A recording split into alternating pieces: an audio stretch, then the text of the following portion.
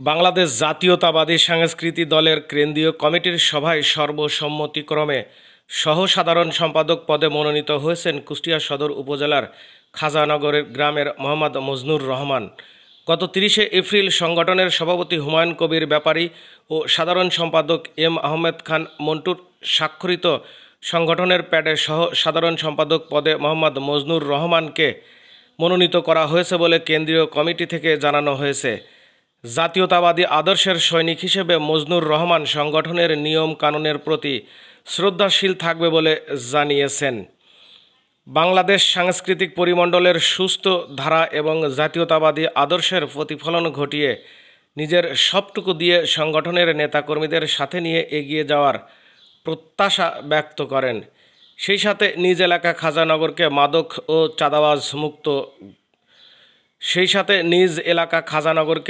ও চাঁদাবাজ মুক্ত করার ঘোষণা দিলেন।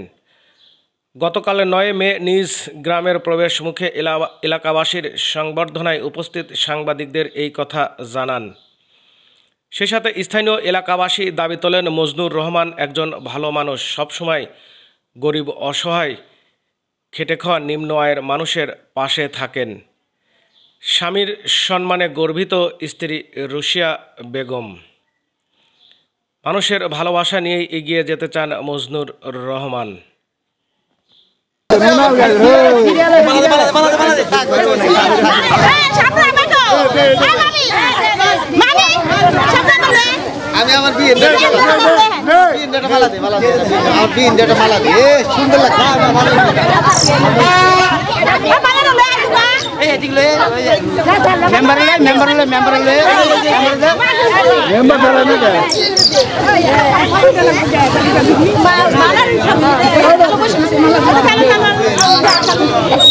আমি আমার সুন্দর লাগে।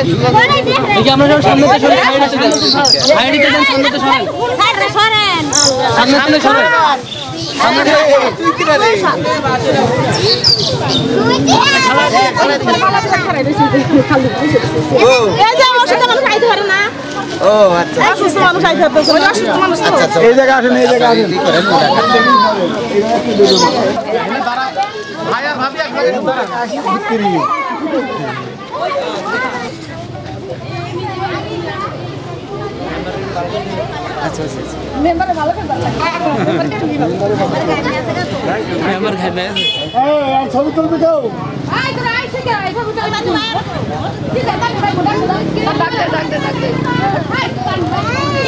হ্যালো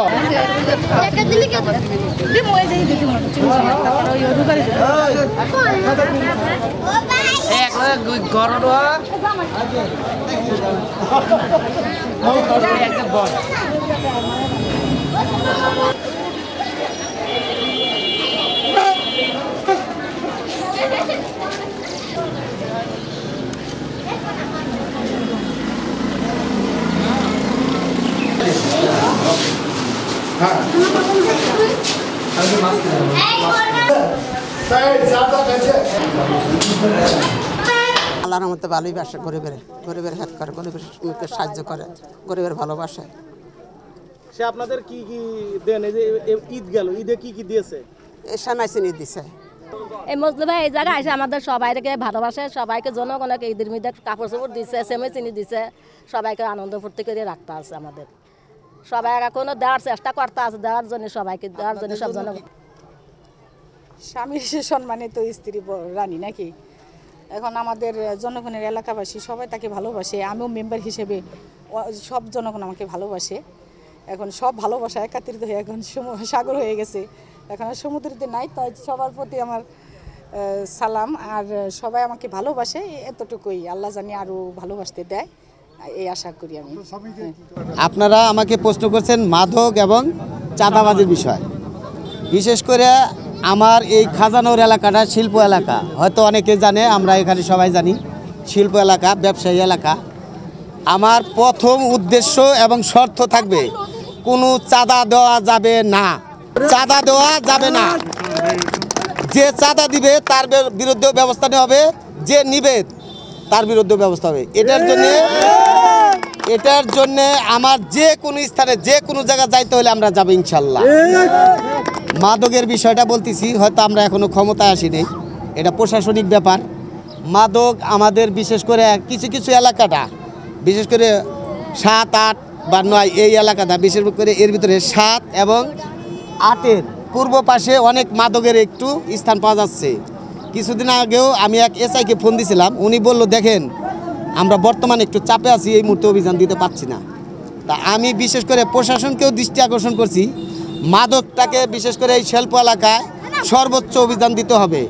যদি না দেয় ওই প্রশাসনকে 24 ঘন্টায় ট্রান্সফার করা হবে। আমি মজনু ওয়াদা দিলাম, এখানে যে কোনো কিছুর বিনিময় হলেও ইনশাল্লাহ আমরা এই মাদকের বিরুদ্ধে সর্বোচ্চ অ্যাকশন নিব। আপনারা এই সাধারণ জনগণ যদি থাকেন আমাদের সাথে, ইনশাল্লাহ আমি সর্বোচ্চ চেষ্টা করি। এই